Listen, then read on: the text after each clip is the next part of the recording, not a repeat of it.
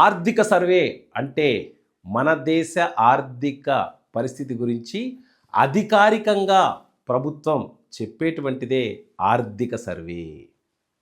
ఈ ఆర్థిక సర్వేలో మనం ఎవరు ఈ ఆర్థిక సర్వేని రూపొందిస్తారు అంటే కేంద్ర ప్రభుత్వానికి సంబంధించినటువంటి ముఖ్య ఆర్థిక సలహాదారుడు చీఫ్ ఎకానమిక్ అడ్వైజర్ అనంత నాగేశ్వరన్ గారు ఈ యొక్క ఆర్థిక సర్వేని ఈ సంవత్సరానికి రూపొందిస్తున్నారు.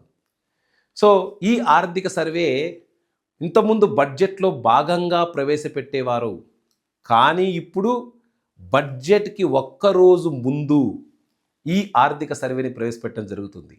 జనవరి 31 ఆర్థిక సర్వే ప్రవేశపెడితే 1 ఫిబ్రవరిన బడ్జెట్ని ప్రవేశపెడతారు. ఇది ఆర్థిక సర్వే దేశము యొక్క ఇన్ఫ్లేషన్ ఎలా ఉంది, రుణాలు ఎలా ఉన్నాయి, రుణాలంటే ఫిస్కల్ డెఫిసిట్ ఎలా ఉంది, మరి వ్యవసాయ ఉత్పత్తి ఎంత పెరిగింది, పారిశ్రామిక రంగ ఉత్పత్తి ఎంత పెరిగింది, దాంతోపాటుగా దేశ ఆర్థిక పరిస్థితి ఎలా ఉందని క్షుణ్ణంగా పార్ట్ ఏలో డిస్కస్ చేయబడుతుంది.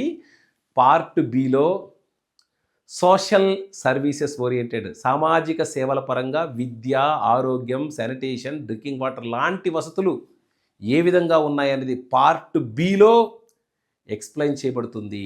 ఒక్క మాటలో చెప్పాలంటే ఇది దేశానికి ఒక ప్రోగ్రెస్ కార్డు లాంటిది.